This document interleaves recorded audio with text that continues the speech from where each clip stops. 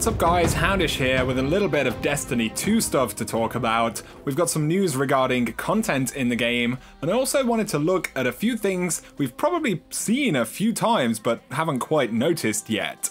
So first up, let's talk about content in Destiny 2. Activision's CEO Eric Hirshberg spoke to Games Industry a few days back about Destiny's content drought issues, and he had this to say: "I have not been happy with the cadence of new content. We got a lot right in Destiny 2, but one of the things we didn't do was keep up with the demand for new content. I feel like as great as The Dark Below, House of Wolves, The Taken King and Rise of Iron all are, clearly there has been an appetite for more." And he goes on to say, one of the things you'll see post-launch of Destiny 2 is that we've got additional AAA developers from inside the Activision ecosystem working with Bungie on Destiny content, and this includes Vicarious Visions and High Moon. That will allow us to keep an even more robust pipeline of content in the ecosystem. So we really do expect these kind of things to be said, but it's interesting that the CEO himself has come out and said, you know, that they have a more robust pipeline and structure of content coming up, and he also points out that those other studios have joined Bungie and are working on post-launch content. So from Bungie themselves, we've heard that they're trying to make content more replayable in the game. They did also say that it's very difficult for them to create content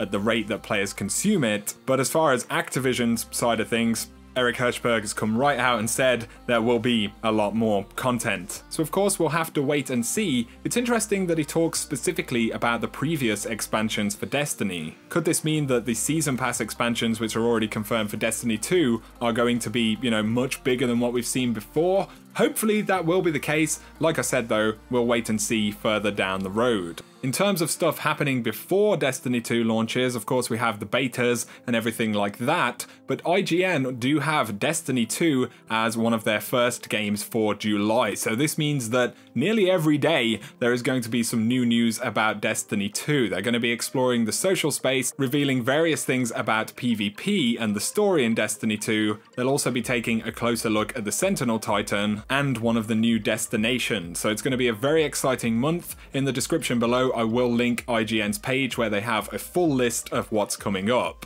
So now I wanted to take a bit of a look at the social space in Destiny 2, specifically at a couple of things that haven't really been pointed out. So in this clip right here, you see the hunter walking towards what is like a big shed or almost a barn. But if you look at what we can see inside of here, it gets pretty interesting. We have what looks like perhaps a ship of some sort on the ground level, but really what looks more like some kind of tank, maybe even an amphibious tank. I feel kind of insane even saying that, but in terms of what that vehicle is, it's not very clear right now. Also above it, you can see some other kind of craft or machinery. Looks maybe a little bit like a ship, but again, it's not very clear specifically what this is. We get a view of this building from a different angle right here as well, and you can see that there's kind of those bridges and railings around the building, which kind of suggests it would be somewhat difficult to get ships in and out of there. So is this some kind of new vehicle vendor or workshop of some kind? Well, it definitely looks like it, potentially. Of course, it could still just be a shipwright of some sort. That isn't very clear at this point. But also in this image, if you look up on the bridge right there, you can see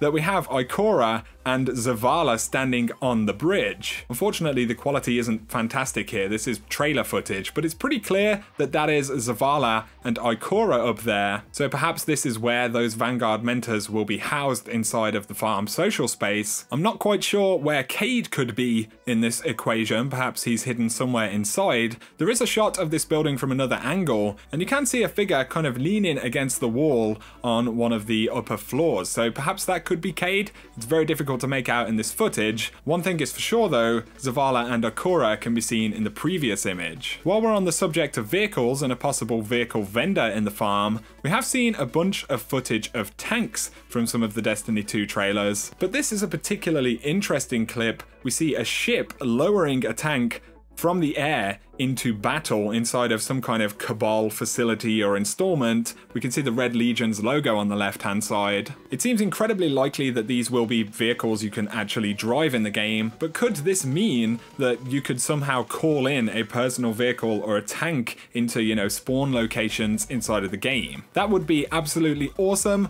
Right now, we don't know. This could be a specific mechanic of whatever this piece of content is, but it's going to be absolutely awesome to get our hands on some tanks in Destiny 2. So there we go, guys, just a roundup of a few things I noticed in these trailers, as well as some words from Activision about content in the game. As always, I hope you have enjoyed this video. If you have, a like and comment is appreciated below. If any of you guys want to get your hands on Destiny 2 on PC in Europe, then Games Planet are one of the few official sellers of Battle.net keys. And if you follow the link in the description, you can save 5% on a pre-order of Destiny 2 for PC. For now though, I appreciate you guys watching. If you are new to the channel, feel free to hit subscribe if you want to see a lot more Destiny 2 content. For now though, whatever you get up to, have an awesome day.